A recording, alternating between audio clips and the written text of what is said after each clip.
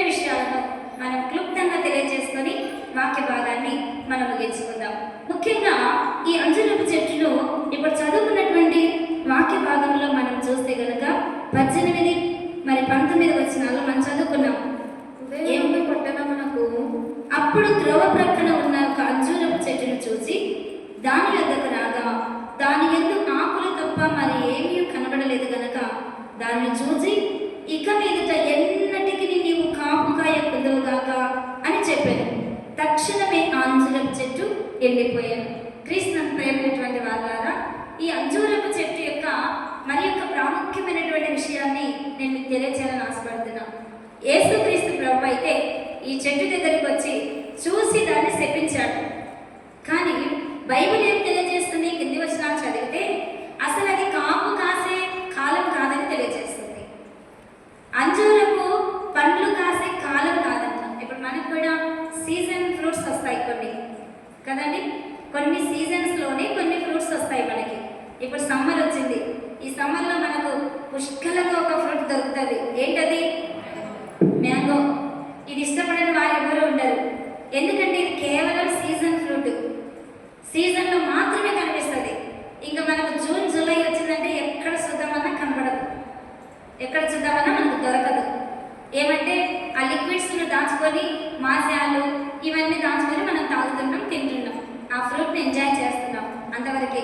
కానీ డైరెక్ట్గా మనం ఫ్రూట్ తినాలి అంటే అది కేవలం ఈ మాసంలోనే మనం తినాలి.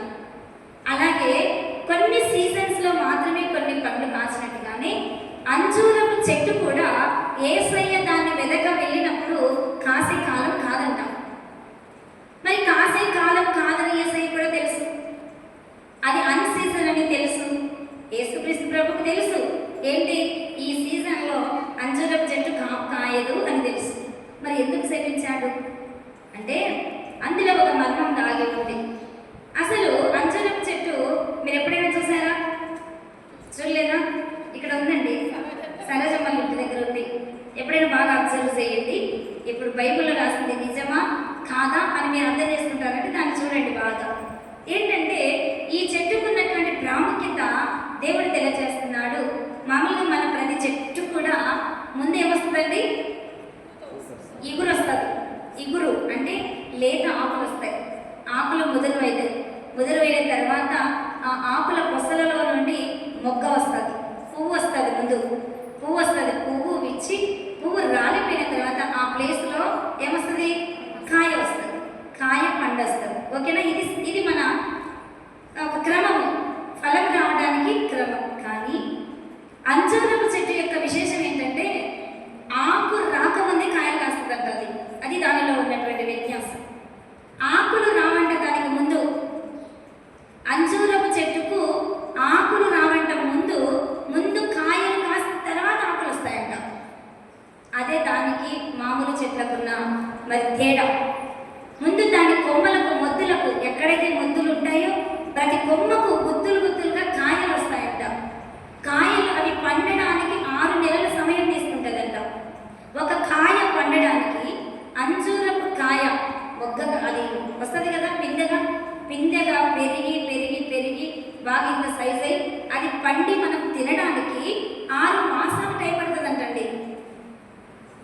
ఏదో తొందరగా వచ్చి మాగిపోయిన మామిడి పండుగ 2 రోజులకు 3 రోజులకు పండేది కాదంట. 6 నెలలు టైం పడుతుందంట. అది ఒక వింత. ఆకులు రాకముందే కాపు కాయడము ఒక వింత.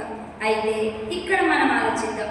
యేసుక్రీస్తు ప్రభువు ఆ చెట్టు దగ్గరికి వెళ్ళారు కదండి. ఒకసారి చూద్దాం 21వ అధ్యాయము 20వ వచనం చదువుదాం. శిష్యులు అది చూసి ఆశ్చర్యపడి అంజూరపు చెట్టు ఎంత త్వరగా ఎండిపోయిందని చెప్పుకొని చాలు. క్రీస్తునందు ప్రేమైనటువంటి వారులారా, ఇక్కడ 19వ వచనంలో అప్పుడు త్రోవ ప్రక్కన ఉన్న అంజూరపు చెట్టును చూసి దాని ఎద్దకు పోయినారు. చూసినాడంటే యేసయ్య ఆ చెట్టును చూసినాడు అంటే ఆయనకు ఏదో ఆ చెట్టులో ఆకర్షించే ఒక గుణం కనబడింది. ఏంటి? మనం చెట్టును చూడాలంటే ముందుగా మనకి ఏం కనబడతాయి? ఆకులు కనబడతాయి. ఇప్పుడు ఎవరైనా కానివ్వండి, ఆకులు లేకుండా ఒట్టి మొద్దుగా ఉన్న చెట్టు దగ్గరికి వెళ్తారు ఎవరైనా?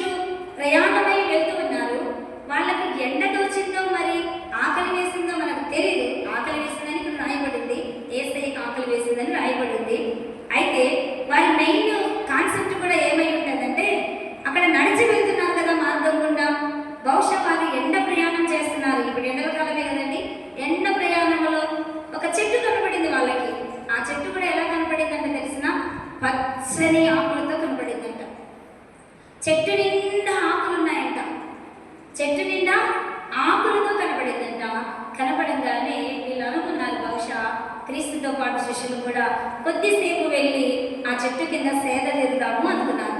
పచ్చగా ఉంది కదా, చెట్టు పచ్చగా ఉంది, నీడనిస్తుంది. ఆ చెట్టు కిందకి వెళ్ళి సేద తీరుదాము అనుకుని దగ్గరికి వెళ్ళారు. అయితే అక్కడ దగ్గరికి వెళ్ళాక అది అంజూరపు చెట్టు అని వారు చూశారు. అది ఒక అంజూరపు చెట్టు అని చూశారు. అయితే వారు ఏమనుకున్నారు తెలుసా? ఆకులు విపరీతంగా ఉన్నాయంటే ఆ ఆకుల కింద పండిపోయినటువంటి అంజూర పండ్లు ఉంటాయి అని అనుకున్నారంట. ఎందుకనంటే దాని కాన్సెప్ట్ ఏంటి? ఆకులు రాకముందే పండ్లు రావాలి. దాని సిద్ధాంతం ఏంటి? ఆకులు రాకముందే పండ్లు ఉండాలి. చెట్టుకి మొద్దుల నిండా పండ్లు ఉండాలి. మీరు ఎక్కడైనా చూసారా లేదో, దానిలో వస్తారు కొట్టి చూడండి, యూట్యూబ్లో కూడా అంజూరపు చెట్టు ఎలా ఉంటుందో. చెట్టు నిండా కాయలు ఉంటాయండి, ఆకులు కనపడవు, మొద్దు నిండా కాయలే ఉంటాయి. యేసయ్య అది చెట్టు బాగా ఆకులతో ఉంది అంటే పండ్లు విపరీతంగా ఉంటాయి, వాటిని తిని ఆకలి తీర్చుకుందాము అనే ఉద్దేశంతో ఆ చెట్టు దగ్గరికి వెళ్ళినట్టుగా మనం చూస్తాం. అయితే ప్రియమైనటువంటి వాళ్ళారా, ఇప్పుడు చదువుకున్నటువంటి ఇందాక చదివినటువంటి వచన భాగంలో మనం చూస్తే 19వ వచనంలో ఆయనకు కోపం వచ్చిందంట. దాని ఎందుకు రాగా దాని ఎందుకు ఆకులు తప్ప మరేమీ కనబడలేదు కనుక దానిని చూసి ఇక మీదట ఎన్నటికి నీవు కాపు కాయ పొందువుగాక అని చెప్పెను. తక్షణమే ఆ అంజూరపు చెట్టు ఎండిపోయాడు. శపించేశాడు దేవుడు. ఎందుకు శపించాడంటే ఆ అంజూరపు చెట్టు ఆకులతో మనుషులను ఆకర్షిస్తుంది. ఈనాడు మన జీవితం, మానవుల జీవితం కూడా ఎలా ఉందంటే నటన అనే వేషముతో మనుషులను మోసం చేస్తున్నారు. నటన, ఆకులు అనే వేషం ఎలాగ అంజూరపు చెట్టు ధరించిందో మనిషి కూడా నటనా జీవితం, వేషధారణ అనే జీవితంతో ఈనాడు అనేక మంది ప్రజలను అలాగే దేవుణ్ణి మోసం చేస్తున్నారు. ఈ అంజూరపు చెట్టు దేవుణ్ణి మోసం చేసింది కదండి. చుట్టూ ఆకులతో పచ్చదనంతో ఆకర్షించింది వారికి. కానీ దగ్గరికి వెళ్ళి చూస్తే ఏం లేవు, ఫలాలు లేవు. ఈనాడు మనిషి జీవితం కూడా అలాగే ఉంది. చూడడానికి ఆకర్షణీయంగా కనపడుతున్నాం, చూడడానికి పెద్దలుగా చలామణి అవుతున్నాం, చూడడానికి బోధకులుగా విశ్వాసులుగా కనబడుతున్నాం, చూడడానికి పాటలు పాడుతున్నాం, ప్రార్థన చేస్తున్నాం, వాక్యం చెప్తున్నాం, అన్ని మంచి పనులుగానే కనబడుతున్నాయి బయటికి. కానీ ఆంతరంగిక పరిశోధిస్తే నీలో ఫలములేవి కనబడ్డం. యేసయ్య కూడా అదే చూస్తున్నాడు ఈ చెట్టు దగ్గర. అరే ఎంత మోసం చేస్తుంది ఈ చెట్టు ప్రజలను, అందరినీ తన వైపు ఆకర్షిస్తుంది. అందమైన ఆకులతో దట్టమైనటువంటి పచ్చదనంతో అందరినీ దాని వైపుగా ఇది ఆకర్షిస్తుంది. కానీ దగ్గరికి వచ్చి చూస్తే దాంట్లో ఏం లేవు, పండ్లు లేవు, ఫలాలు లేవు. అందుకని యేసయ్య వెంటనే అనుకున్నాడు, మనుషులను ఉద్దేశించి మాట్లాడాడు. అక్కడ చెట్టునే శపించాడు, కానీ మనుషులను ఉద్దేశించి మాట్లాడినట్టుగా మనం చూస్తాం. ఇక మీదట నువ్వు ఎన్నటికి ఫలములను ఇవ్వవు అన్నాడు. నిజమే క్రీస్తునందు ప్రేమైనటువంటి వాళ్ళారా, మనము కనుక వేషధారణతో జీవిస్తే, మనము కనుక సంఘాన్ని, సమాజాన్ని, దేవుణ్ణి వేషధారణ అనే రంగు వేసుకొని మనం మోసం చేస్తే దేవుడు ఒకరోజు నిన్ను నన్ను అంజూరపు చెట్టును శపించినట్టుగానే శపిస్తాడు. ఏమైనా తెలుసా? నువ్వు ఎన్నటికి ఫలించవు అని. ఎంత శాపం అండి! ఎన్నటికి నువ్వు ఫలించవు అని ఒక మాట అన్నాడు అనుకో దేవుడు, ఇంక నువ్వు ఎక్కడ పెరిగి కుప్ప చేసి కాల్చివేయబడతావు అని అర్థం. నీ జీవితము కాల్చివేయబడుతుంది అని అర్థం. ఇందాక అన్నాడు కదా, ద్రాక్ష చెట్టులో ఎవరైతే అంటు కట్టబడలేదో ఆ తీగను పెరిగి వేసి కుప్ప చేసి కాల్చివేస్తానన్నాడు. ఇక్కడ కూడా అంజూరపు చెట్టును అలాగే శపించాడు. నువ్వు ఎన్నటికీ ఫలాలు కాయవాకన్నాడు, కాయవు అన్నాడు. కారణం ఏంటంటే అది మోసం చేస్తుంది. ఈనాడు నువ్వు నేను కూడా మోసం చేస్తున్నామా దేవుణ్ణి? వేషధారణ వేసుకుంటున్నామా? విశ్వాసులుగా సమాజాన్ని కనబడుతున్నామే కానీ నీలో ఎంత మాత్రము ఫలములు ఫలించడము లేదు. అందుకని దేవుడు వెంటనే తక్షణమే అని రాయబడింది అక్కడ. ఆలోచించాడా ఏమైనా? గ్యాప్ ఇచ్చాడా ఏమైనా? కొంచెం సమయం ఇద్దాంలే, ఇంకొక కాలం ఇద్దాంలే అని అనుకున్నాడా? దేవుడే స్వయంగా యేసుక్రీస్తు ప్రభువే ఆ చెట్టును శపించినట్టుగా చూస్తాం. మరి కొంతమంది అంటారు, ఎప్పుడైనా మనము బాధ కలిగినప్పుడు ఏదైనా ఒక మాట మాట్లాడితే ఆ సుసారాలు శపించకూడదబ్బా,